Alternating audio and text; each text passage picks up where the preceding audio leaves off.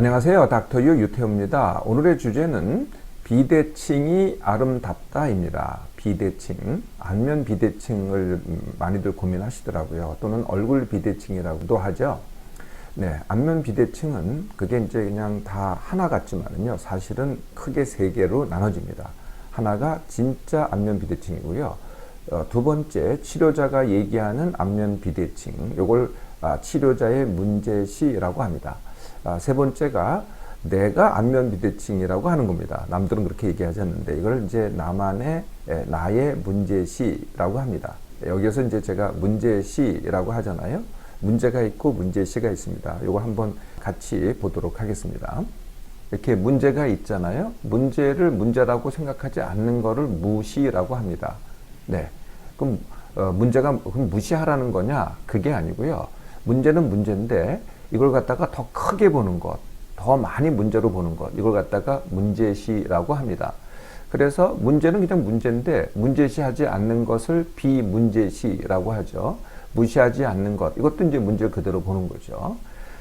그래서 이제 문제가 있고 문제시가 있는데, 안면 비대칭은 이렇습니다. 진짜 안면 비대칭은 굉장히 적습니다. 사실은 전체 우리가 알고 있는 안면 비대칭의 5%가 안 되죠. 그래서 나머지가 뭐냐? 치료자가 그걸 문제시하는 게 굉장히 크고요. 또 나가 문제시하는 게 또 굉장히 큽니다. 이 둘을 합치면은 95%가 넘는 거죠. 진짜 안면 비대칭은 뭐 당연히 좌우가 비대칭인데 정말 기형에 가까울 정도로, 그러니까 보기가 정말 싫을 정도로 비대칭이 있을 때 이걸 이제 안면 비대칭이라고 하죠. 치료자의 문제시, 이는 크게 세 가지로 구성이 됩니다.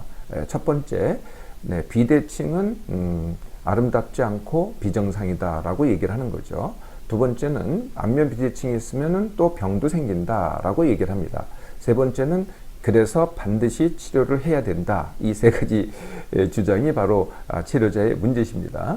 네, 첫 번째, 비대칭은 아름답지 않고 비정상이다. 그러니까 대칭이 정상이다라고 하니까 이렇게 기준이 있어야 되겠죠. 네, 얼굴에 대한 기준이 있어야 됩니다. 그래서 이제 귀를 기준으로 한다면은 귀가 높이가 맞지 않다.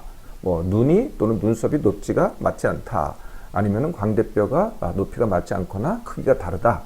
아니면은 코가 삐뚤어졌다. 아니면 입술이 삐뚤어졌다. 여러분들 혹시 아세요? 닥터도 입술이 삐뚤어진 거. 말할 때 보면 입술이 삐뚤어집니다. 아니면은 턱이 이게 한쪽이 더 크다. 아니면은 이 치아가 고르지 않다. 정렬이 되지 않는다. 네, 이게 이제 이런 기준을 제시를 당연히 합니다. 두 번째는요. 그래서 병이 생긴다라고 얘기하는데 그게 부정교합이라든지 턱관절의 병이라든지 아니면은 체형이 불규정해진다든지 아니면은 척추춘망증이 생긴다든지 또 골반 뒤틀림이 생긴다든지 이런 것과 연관 짓죠. 또 증세도 연관을 짓습니다. 두통, 뒷목 통증, 어깨 결림, 이런 증세. 또 기능장애, 잠을 못 잔다든지, 소화가 안 된다든지, 정력이 떨어진다든지, 이런 기능장애까지 올 수 있다라고 얘기를 하죠. 네, 그래서 최종적으로 뭘 해야 된다고 얘기를 해요? 치료를 해야 된다고 얘기를 하죠. 네, 치료의 최고봉은 이게 이제 하악이 있고, 이 턱이 하악이 있고, 아래쪽 턱이 있고, 윗턱이 있습니다. 이 두 개를 다 수술하는 거를 양악수술이라고 하죠. 아래쪽만 하는 걸 하악수술이라고 합니다. 수술이 아니면 이제 교정을 하죠. 치아 교정, 턱 교정, 이런 걸 하고요. 또 도수 치료라는 걸 합니다. 손을 사용해서 교정을 한다고 합니다. 또 침을 넣거나 아니면 각종 기기를 사용하고요. 어떤 분들은요, 기치료를 한다 그래요. 기치료. 손을 대지 않고 기만 가지고 에너지를 전달을 해서 치료를 한다. 이렇게 치료를 해야 된다고 주장을 하는 게 바로 치료자의 문제시입니다. 나의 문제시는 뭘까요? 네, 나의 문제시를 이해를 하려면은 외모와 내모를 먼저 아셔야 됩니다. 외모는 남이 나를 볼 때 어떻게 느끼는가, 이걸 외모라고 하죠. 네, 내모는 뭐겠어요? 짐작이 되시죠? 내가 나를 볼 때 어떻게 느끼는가, 이게 내모입니다. 남들이 나를 볼 때 이쁘거나 그게 더 매력적이야 이렇게 생각을 합니다. 즉 외모가 좋다고 이렇게 느끼죠. 그런데 나는 그게 치명적인 결함이고 흠이라고 느낍니다. 이걸 뭐라 그래요? 내모가 떨어져 있다고 하죠. 내가 그렇게 느끼면은 그 다음부터는 인식이 바뀝니다. 그래서 누가 나를 쳐다보잖아요. 나를 쳐다보는 게 이뻐서 쳐다보는 게 아니고요. 나의 결함 때문에, 비대칭 때문에 쳐다본다라고 왜곡되게 인식을 합니다. 또 누가 한마디 뭐라고 하잖아요. 너 그거 조금 삐뚤어진 거 아니야? 뭐 이런 식으로 조금 이렇게 차이가 나는 거 아니야? 이렇게 얘기를 하잖아요. 그럼 거의 꽂혀버려요. 예, 생각에 꽂혀버려가지고 그 생각만 계속 하게 됩니다. 잠도 못 자고요. 맨날 며칠 갖다가 그 생각을 하게 되죠. 네, 이게 바로 나의 문제십니다. 자, 이렇게 이제 이 세 가지 문제인데요. 대칭과 비대칭, 네, 이거를 한번 좀 짚고 넘어가야 될 것 같아요. 대칭인 게 이 세상에 존재를 진짜 하나요? 네, 우리 이 사람이 대칭일 것 같죠. 네, 이게 이제 잘 따져보면요. 하나도 대칭이 아닙니다. 네, 정말 대칭인 것 같지만 대칭이 아니라는 거죠. 겉모습도 대칭이 아닐 뿐더러 속모습은 당연히 대칭이 아닙니다. 배를 한번 열어보세요. 이게 대칭인가? 이 가슴이 대칭일 것 같잖아요. 폐가 양쪽에 있으니까 대칭일 것 같잖아요. 네, 대칭이 아닙니다. 보면은요, 모양이 달라요. 심장은 더더구나 대칭이 아니고요. 콩팥도요, 모양이 비슷하게 생겼지만 모양이 다릅니다. 네, 이렇게 자연 상태에서는요, 대칭이 존재하지 않는다는 거죠. 다 비대칭입니다. 알고 보면은요. 그러면은 대칭이라는 건 도대체 뭐냐? 대칭은 사람이 만들어낸 인위적인 개념이죠. 네, 이게 기하학에서 다 이렇게 뭐 삼각형이라든지 정사각형이라든지 이렇게 정확하게 만들어내잖아요. 이 사람이 만들어낸 것만이 진짜 대칭입니다. 이게 비슷한 게 또 뭐가 있냐면은 완전 불완전이 있어요. 이렇게 가르는 것도 인위적이죠. 자연 상태에서는 완전 불완전이 없어요. 그냥 자연 그대로 존재하는 거죠. 근데 그걸 갖다가 꼭 완전, 이건 완전이고 완전체라고 하고 우리가 이렇게 정의를 하는 거죠. 아니면 그렇지 않은 거를 불완전체라고 이렇게 정의를 해버리는 겁니다. 네, 그렇지 않죠. 자연에 있는 거는 모든 게 다 연속이라서 완전 불완전, 대칭, 비대칭 이런 게 사실은 없다는 거죠. 자, 대칭과 비대칭 어떤 것이 더 아름다울까요? 네, 언뜻 생각하기에는 대칭이 더 아름다울 것 같잖아요. 네, 한번 대칭을 한번 잘 보세요. 네, 대칭을 보면은 처음에는 뭐 이렇게 흔하지 않기 때문에 대칭이 이렇게 흔하지 않거든요, 사실은요. 보면은 야, 저거 참 대단하다 이렇게 느낄 수도 있어요. 그런데 곧 지루하게 됩니다. 네, 곧 별로 이렇게 재미가 없어요. 네, 그런데 비대칭을 한번 보세요. 희한하게요. 네, 매력적입니다. 네, 희한하게 저거는 굉장히 특별해요. 네, 잘 보세요. 그리고 말이에요. 이 세상에 예쁜 사람들 정말 한번 자세히 뜯어놓고 보세요. 전부 다 비대칭입니다. 완전 대칭은요, 정말 거의 한 사람도 없다고 봐도 됩니다. 그리고요, 이렇게 디자인을 할 때도요, 대칭적인 디자인이 잘 보세요. 있나? 네. 제가 아주 흔한 예를 한번 들어볼게요. 네. 여러분들 그 커피집 별다방 한번 가보시죠. 거기 보면은요, 옛날에 그 그릇 신화에 나오는 세이렌이라는 거를 갖다가 로고에다 새겨놨어요. 그게 이제 바닷가에서 노래를 불러가지고 선원들을 갖다 홀려가지고 이렇게 죽게 하는 그런 마녀 아니에요? 네. 그게 이제 세이렌인데, 사이렌이라고, 영어로는 사이렌이라고 하죠. 그걸 갖다가 이제 로고에다 그려놨습니다. 네. 근데 처음에 만들었을 때요, 네, 그게 대칭적으로 만들었어요. 얼굴을 갖다가. 잘 보세요. 지금은 비대칭입니다. 네, 왜 그럴까요? 네, 대칭이 보기 싫고 비대칭이 더 예쁘기 때문에 그렇게 만드는 거죠. 디자인을 보시면요, 대칭적인 게 거의 없습니다. 대칭은요, 굉장히 지루하게 만듭니다. 거의 다가 비대칭이고요. 심지어는요, 저 닥터 유와 함께, 그러니까 글자로 쓸 때는 이제 좌우 U자가 대칭이잖아요. 혹시 여러분들이 저희 병원이나 와서 보셨는지 모르겠지만 제가 디자인할 때요, U자의 그 올라가는 쪽이 약간 더 높습니다. 저도 비대칭을 했거든요. 잘 보세요. 아름답고 멋진 것은 비대칭입니다. 자, 어찌됐든, 네. 그래서 안면 비대칭 완치 훈련을 해볼까요? 네. 첫 번째는 당연히 증세부터 해결을 해야 됩니다. 내가 아픈데 증상이 있는데 뭘 훈련을 하겠어요? 네. 그래서 뭐 머리가 아프다, 두통이 있다, 뭐 턱이 아프다 그러면은 당연히 완치 훈련을 하시면 됩니다. 뭐부터 시작하시라고요? 네, 내 몸만 회복 훈련부터 시작하셔서 완치 훈련을 하시면 됩니다. 두 번째는요, 자세 훈련입니다.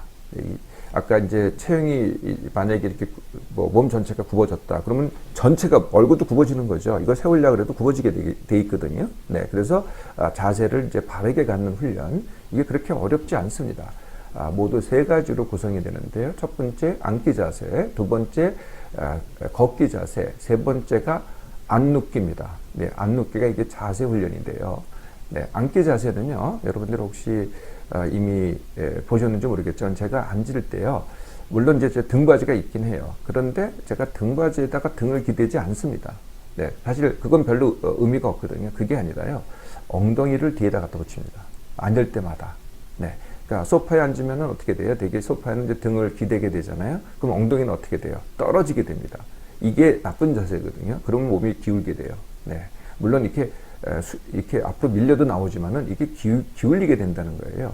근데 희한하게 엉덩이만 한번 붙여보세요. 뒤로 딱.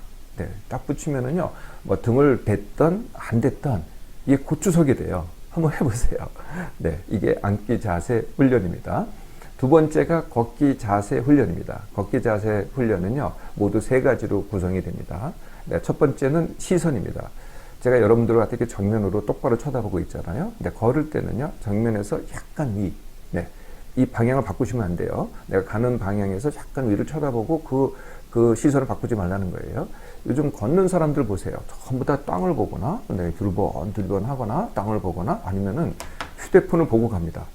이게 정말 나쁜 자세거든요. 몸이 자꾸 삐뚤어집니다. 그렇게 되면은요. 네. 그래서 제일 중요한 게 시선이고요. 두 번째가 느리게입니다. 느리게. 빨리 걷지 마시라는 거죠. 이 빨리 걸으면은요, 이 자세가 자꾸 삐뚤어집니다. 느리게 걸어보세요. 세 번째가 이제 중요한 훈련인데, 동작을 크게입니다. 네, 동작을 크게라는 게 걸을 때는 뭐를 해요? 네, 다리를 쓰고 팔을 씁니다. 근데 팔을 안 쓰는 분들이 굉장히 많아요. 네, 팔을 갖다가 뭐 백을 들고 다니다든지 아니면 한 손에 스마트폰을 들고 다녀서 스마트폰을 보고 다니니까 움직이지 않잖아요. 네, 그렇게 하지 마시고요. 동작을 크게 하세요. 손동작이건 팔동작이건. 그래서 무릎도 크게 올리시고요. 팔도 크게 저으시라는 거예요. 팔도 크게. 네, 그러면 처음에는 굉장히 어눌하죠. 네, 안 하시던 분들이 그렇게 하면 되게 어눌합니다. 남들 보기에도 되게 이상하잖아요. 근데 자꾸 그렇게 연습을 해보세요. 뭐, 남이 안 보는 데서 처음에 그렇게 연습을 해보시고요. 이제 자꾸 이렇게 해보시다 보면은 한 열심히만 하시면요. 제대로만 하시면 1, 2주면은요. 굉장히 편해집니다. 그리고 남이 보기에도 돼요. 어떤 모습인 것 같아요? 모습으로 보일 것 같아요? 모델이 걷는 것 같이 보이게 됩니다. 네, 걸을 때는 걷는 데 집중하시고요. 세 번째가 안 눕기입니다. 그러면 눕기가 어떤 거냐? 과거에는 눕는 게 자는 거였는데요. 요새는 눕는 게 자는 게 아니고 눕는 게 생활하는 거더라고요. 누워서 뭐 온갖 것들을 해요. 뭐 책을 보든지 TV를 보든지 아니면은 제일 많이 하는 게 요새는 스마트폰이죠. 네, 그러든지 아니면은 밥을 먹는 사람도 있더라고요. 네, 뭘 하여튼 먹어요. 네, 전화를 하거나 굉장히 나쁜 자세가 나옵니다. 먼저 몸이 삐뚤어져요. 그래서 눕는 거는 언제만 누워요? 생활은요, 모든 활동은 앉아서 하던가 서서 하던가, 앉아서 할 때는 엉덩이를 붙여서 이렇게 해보세요. 네, 자세가 아주 바르게 되고요. 누워서 생활하는 분들은 자세가 삐뚤어지게 됩니다. 그 다음 훈련은 뭘까요? 혹시라도 내가 안면 비대증을 계속 진행시키는 원인이 있다. 그럼 그거는 해결을 해야 되겠죠. 네, 어떤 게 그럴까요? 네, 한쪽으로 씻기. 네, 그러면 당연히 그쪽 턱이 더 커지겠죠. 한쪽으로 괴기, 앉았을 때 이렇게, 네, 이렇게 갠다. 네, 이렇게 겠다가 또 이렇게 겠다 그러면 괜찮을 텐데 한쪽만 계속 괴고 있잖아요. 성인이 되면 뭐 그렇게 큰 문제는 없는데 어렸을 때 자꾸 그런 버릇이 있으면은, 그런 습관이 있으면은 턱이, 얼굴이 삐뚤어집니다. 네, 그래서 턱을 한쪽으로 괴지 않기. 또 그보다 더 중요한 게 있어요. 그게 뭐냐면은 스마트폰 보기입니다. 스마트폰은 정말 해가 많습니다. 네, 이게 즐거움을 주고 뭐 그렇긴 하겠지만은 정말 해가 많거든요. 뒷목 통증도 일으키고요. 네, 많은 해가 되는데 눈도 혹사를 하고요. 그 중에 하나가 이 또 안면 비대증을 일으킬 수가 있다는 겁니다. 왜냐하면 이거 보는 자세가 이게 좋지가 않거든요. 네, 이렇게 보거나 또 숙여 보거나 이게 좋지가 않습니다. 닥터유도 이제 굉장히 스마트폰을 많이 사용을 합니다. 제가 이런 강의를 할 때도 사용을 하잖아요. 그럴 때 저는 이거 말씀드렸나요? 네, 이렇게 뒤에다 고리가 있어가지고 항상 거의 다 눈높이를 맞춥니다.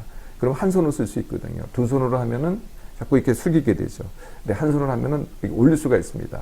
네, 이렇게 해서 스마트폰은 적게 쓰거나 가급적이면은 눈높이를 맞춰서 사용을 하시거나 하면 됩니다.